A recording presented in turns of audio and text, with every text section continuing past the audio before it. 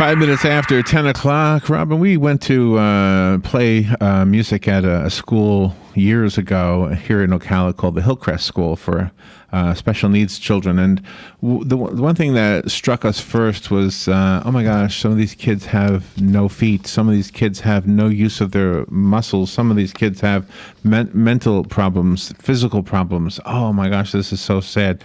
Those kids didn't seem sad. Those kids were the happiest kids I think I've ever seen.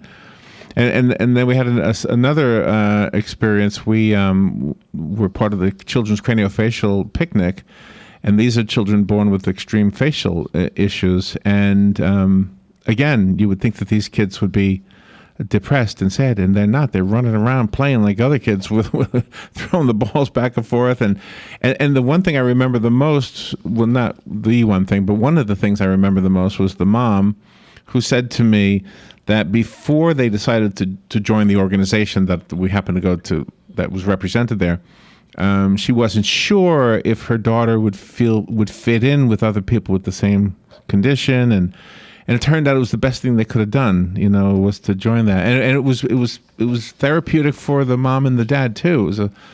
It's a sweet revelation when you realize that there's a place for everybody, regardless of whatever challenges we may have in this lifetime.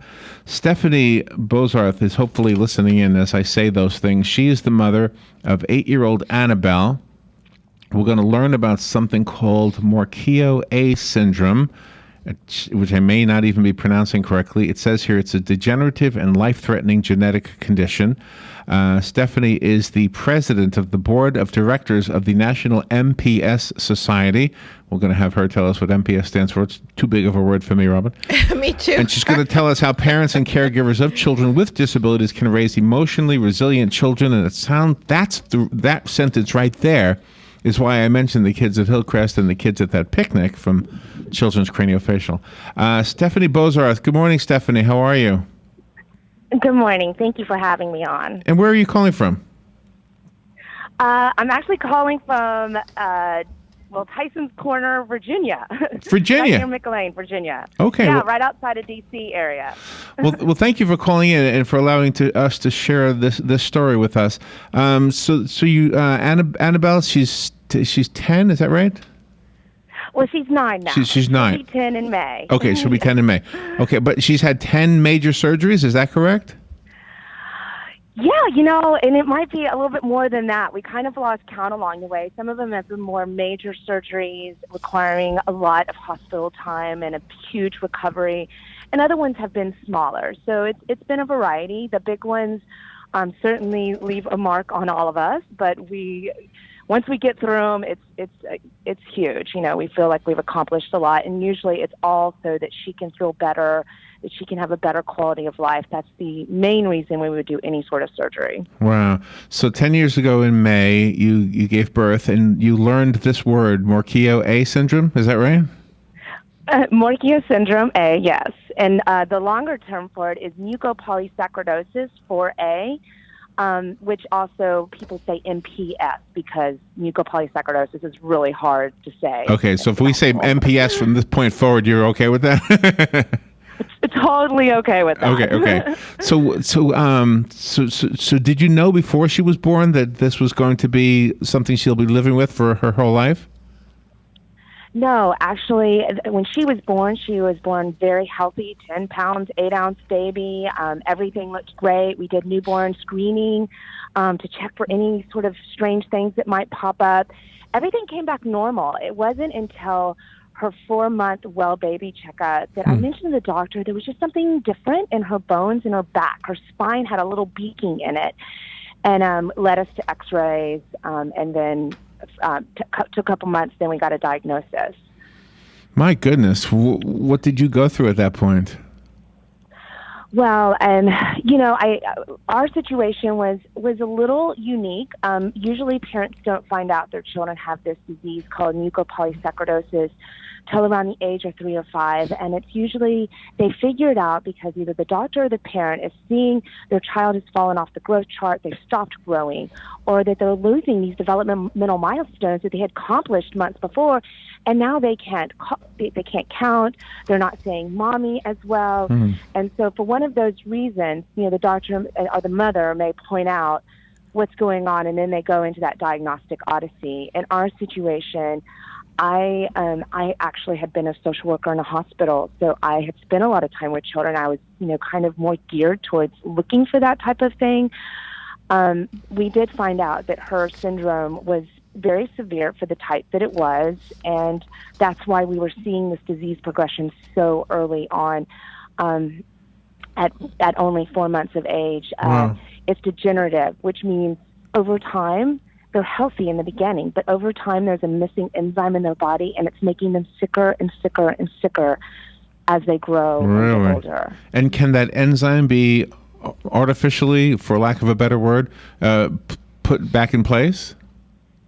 Yes, actually, that is one of the treatments. There's 11 different types of MPS. All of them are missing a specific enzyme within the cell.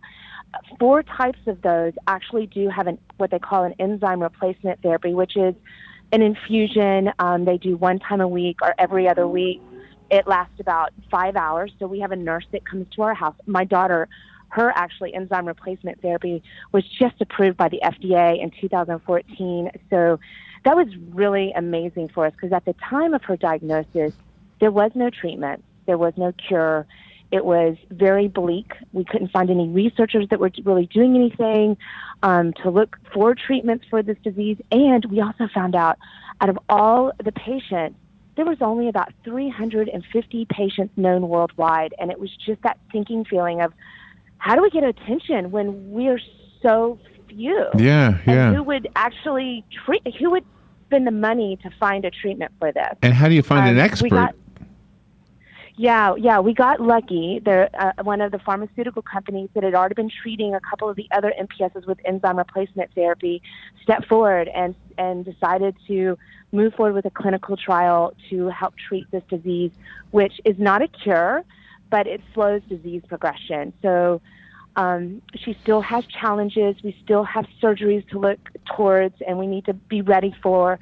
But the one thing that's important is it gives her back her endurance and her stamina and her quality of life. She feels better. She wants to, before the enzyme replacement therapy, she couldn't get from the house to the car without being in pain and really? agony and tired and breathless. Does she walk? At age 3. Forgive me if this is and I don't know if this is insensitive or not, but does she walk or does she need a wheelchair? Yeah, actually she is walking, but that is pretty unusual for her at this age with this syndrome. A lot of kids are usually in a wheelchair by this point. We have been very fortunate and proactive with her health care. So her hips had to be completely reconstructed when she was 5 years old because they were gone. Wow. So basically, when she was walking, her bone was missing that hip shelf and going up and hitting her in another part, which is extremely painful. Oh, my goodness. So she just stopped walking. She just wasn't getting around as much. She was in a lot of pain. But we did a surgery with a doctor that's a specialist in this in Delaware, very close to us. Mm-hmm. He completely reconstructed her hip shelf, so she can walk. Well, and this is a testament to you and her dad and your whole family, because you could have given up and just had her be in a wheelchair and not taken it upon yourselves to make sure she tries to develop normally. Yeah. When this diagnosis happened, my husband and I, of course, went through that grieving period, which I think every parent does when you just it was our firstborn. We'd never been through this before. And the one thing we looked at each other and said, we will leave no stone unturned. We will have absolutely no regrets. We will do absolutely everything we can in every way to give her a good quality of life and make her feel good as she can. So we immediately got involved with making sure she had all the medical care and the best doctors we could find. That's wonderful. For her. Then we started raising money for research and reaching out to researchers globally saying, please do some research on this. We need to know more. We also joined the MPS Society, which many rare diseases do, not all of them, but if they don't, they should get out there and make their own foundation, our group. We joined the MPS Society, so we met other families going through the same thing, living the same, they had walked some of the walk for us, so we could learn from them, some of what's worked, what hasn't worked. And then we've even gone as far as we now go to the Hill on a regular basis and advocate with legislators about rare diseases and how important it is to have legislation. We'll have to take a little break, but of course we'll continue on the other side of the break. I just wanted to say real quickly that you are, again, an illustration, and the examples I gave before we started talking to you about the school we went to and the picnic we went to, it looked to me like I'm not a theologian, but it looks like God gives special children to special parents. It sounds like, this looks that way. Mm-hmm. Because all the children that we saw that were happy also had these amazing parents. And you and your husband, you've got the bright voice of somebody who's very optimistic in life in general, it sounds like. So I think that... I think that contributes to it. All right, we'll be right back. Stephanie Bozarth, when we come back, we'll learn more about this and find out maybe how we can help, or maybe we're striking a chord with somebody out there who knows about this and wants to call in. You're definitely welcome to do that. The number is 622-9622. We'll be right back. Check this out. New shows? Check. Check. Some new talent? Check. The same great sports talk? I'm seeing it right now. Wrong. Wrong again? Wrong. It's better. There are so many great things going on in sports. We gotta get it. From our mics. Test. To your ears. The latest update we got is... The weather is brought to you by myfwc.com. Safe boating is no accident. There's a high risk for rip currents at the beaches for the rest of the week. Wednesday, it'll be breezy with sunshine and some clouds, high 80 to 84. Wednesday night, patchy clouds, low 59 to 67. Breezy on Thursday. Sunshine will mix with some clouds, get to a high of 80 to 86. From the Florida Weather Center, I'm meteorologist Steve Travis. Ocala's Got Talent, happening in May, but if you want to get in on the running, you need to apply. The dates are March 12th, 19th, and 26th from 10 to 6 p.m. each day, and the location is at Mojo's on Southwest 17th Street. Do you have what it takes to shine and stand out in what you do? Well, there's only one first place winner for Ocala's Got Talent, and it could be you. Audition fee is just $25, and spectator fee is $5. This helps the Heart of Florida Youth Ranch. Questions, call 352-595-7100. All right, 18 minutes after 10 o'clock. Let me reintroduce our guest for those just tuning in. Our guest is Stephanie Bozarth. She is up in Virginia. She has a 9-year-old daughter named Annabelle. Annabelle turns 10 in May, we just learned. So my original note's at 8 years old. You must be doing these interviews for the last 2 years, I guess. Suffering from, Marquio syndrome A. Is that how I say it? Marquio syndrome A. Marquio syndrome A. Okay, I'll never get it right. And it's MPS for short, right? Never mind. I'm not even gonna try. Saccharidosis. What is this in my notes? BioMarin's Vimizim. Is that a pharmaceutical? Okay, so yes, BioMarin actually has a couple of different enzyme replacement therapies to treat mucopolysaccharidosis. So Vimizim is the name of the actual biological enzyme replacement therapy that my daughter gets on a weekly basis through an infusion, a 5-hour infusion. We do it on Sundays so she doesn't miss school. A nurse comes to our house and helps us get through that whole process. But yeah, the name of the drug is Vimizim, and it's definitely improved my daughter's quality of life. So had you not discovered this, Annabelle would be a totally different young girl, wouldn't she? Oh, absolutely. For sure, it's helped her with her endurance and her stamina, which, you think about, what does a 9-year-old need to do? A 9-year-old needs to be able to go to school all day long, participate in all the activities, walk back and forth from the lunch, go to recess, do the fun things, along with then coming home and doing homework, maybe doing some after-school activities. For her, there's no way she would even made it through the first part of the day without running out of energy, because the disease just zapped her energy. It just made her tired. It affects everything in the body, like the pulmonary, the bones, the joints.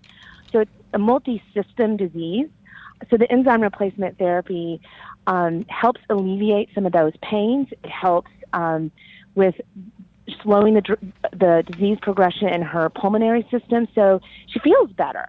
So now she does a lot of things, way above and beyond what we would have thought. We were told around 2 years old, there was no doubt she would be in a wheelchair by kindergarten, and now she's in 4th grade and walking on her own. So it is a far cry different than what we were told. Are her classmates and her teachers aware of her condition? Well, Annabelle is only about 3 feet, a few inches there.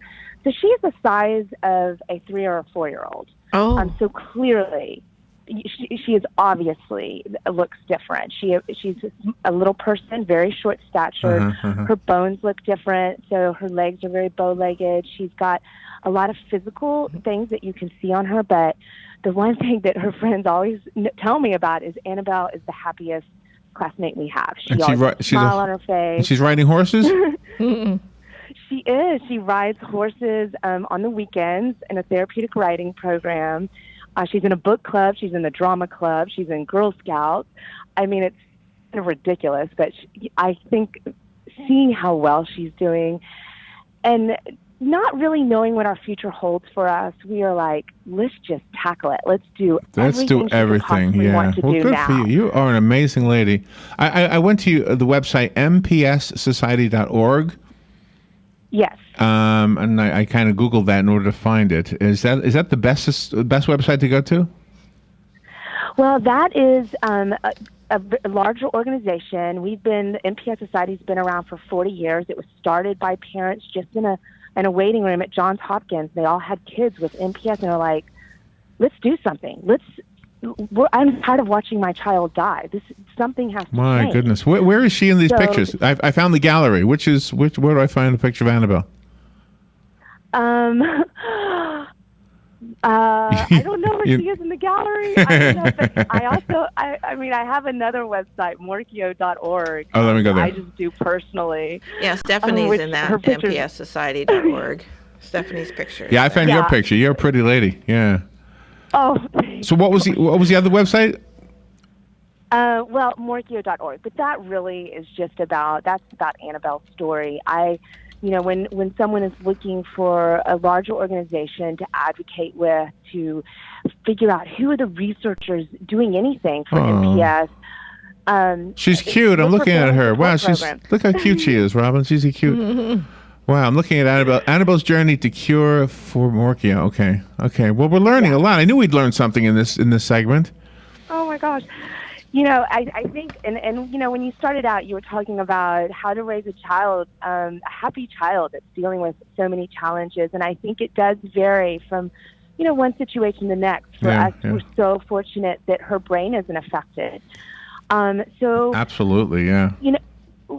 So, I have raised her saying, I know when people look at you differently, you're going to put a smile on your face and the beauty is going to come from within. You're a beautiful person. And, we just always talk through like the challenges that are happening in school and how we're going to deal with it and how we're going to turn it from what might feel like a negative into a positive. Mm-hmm. And when we talk about her being so little, I say, well, when it comes to hide and seek, you can hide in the smallest places in the house. But what Annabelle is doing too is she's being an inspiration for the quote unquote normal children, because we've seen children that have everything. They have the world, but they still feel sorry for themselves, and they try to make people feel sorry for them. But that's not true, because in Annabelle's case, she's the one that's inspiring others to be the best that they can be. Well, I hope so. And that's certainly, she recently had a surgery in November, and I couldn't even believe all the letters that her classmates sent her, the letters of support, and how much they talked about how fun it was to have her in class, how she was just bright, she was cheery, even when she was breathing hard, she still had a smile on her face. So wanna, I do hope. Stephanie, I want to figure out, or ask you directly how we can help. But before you tackle that question, what's next for you guys? What are you doing? You going to Disney World? What's a fun thing on your schedule? What are you doing? Well, for us, we do a few things regularly. Well, we actually have a couple of family weddings, so there's that. But There you go. we have a Columbus, Ohio, actually is our next annual family conference that we will be having in August. So we always go to the family conferences and meet with other families that have MPS. Annabelle usually gets to meet some other folks with her specific type, Morquio syndrome, and I think it is good for her to be around other folks that are in the same boat, so she doesn't feel alone, like she's the only one with this struggle on her plate.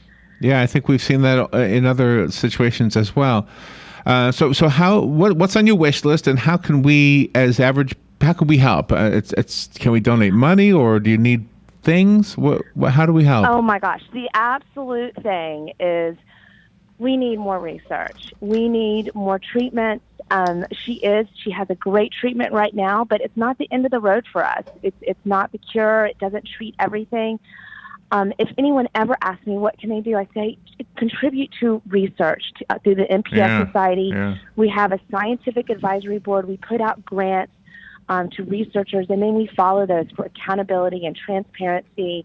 That is where our future is in research, to find cures for this disease, as well as the interesting thing about it is how much this will translate even to normal things, ailments that we have as average people. And a lot of this will, because it's bone and joint disease and it's cardiac and neurological disease. Those will help across the line if we can figure it out in this disease. It just boggles my mind that one enzyme can be missing and it could change everything about us. It's just amazing, you know. We take our lives for granted. We are so fragile. If you think about us as human beings, all life is so fragile. Mm-hmm. It is really a miracle that we're even alive at all. I completely agree with you. It's kind of shocking. I think there's like 1,000 enzymes in your body that make you normal, and missing one, what it could mean for you. Wow. Who gets more nervous about the surgeries, you or Annabelle? Oh my heavens! It's probably me. I try not to tell her too far in advance. I usually, wait until a few weeks ahead of time. And usually I'm the basket case, yeah. Mm-hmm. Yeah. I'll be in the middle of the grocery store and start crying for no reason. Well, I'm nervous and I'm scared. You're an inspiration to all of us. I mean, just listening to the joy in your voice as you talk about this, and you're obviously very knowledgeable about this. I'm guessing everything that you learned in the past 9 years. So, so you've been studying it for a while now. Okay. You know what I like in my notes here? It says that you should never compare your child to others. And the children don't compare themselves to others either if they're healthy, I suppose. And that's really a good thing for all of us to remember. Oh, yeah, absolutely. And I think one thing I also want to say, just for anyone that has a child with a rare disease, a good resource to go to if it's not mucopolysaccharidosis is to go to the Organization for Rare Diseases, NORD, the National Organization for Rare Diseases. It's rarediseases.org. You can go on there. There's 7,000 different rare diseases out there. Wow. And only about 500 of that 7,000 even have a treatment. Not a cure, but a treatment to help it. So it's absolutely a good site to go to. It lists all of those 7,000 plus diseases, and you can find an organization that maybe represents what you're dealing with. Well, hopefully we've touched somebody. And just so the listeners know, if you want to share this interview for somebody else who might be interested in it, we have recorded this. It's a video, so you don't see Stephanie, you see Robin in the top of my head. But that's okay. You'll be able to hear the information and share it with whoever you want to. And it'll be on Facebook and YouTube by 2 o'clock this afternoon. Stephanie Bozarth, thank you so much. Give Annabelle a hug for us, and thank you for being on the show with us. All right. Thank you. All right. We will take a break. We'll be right back.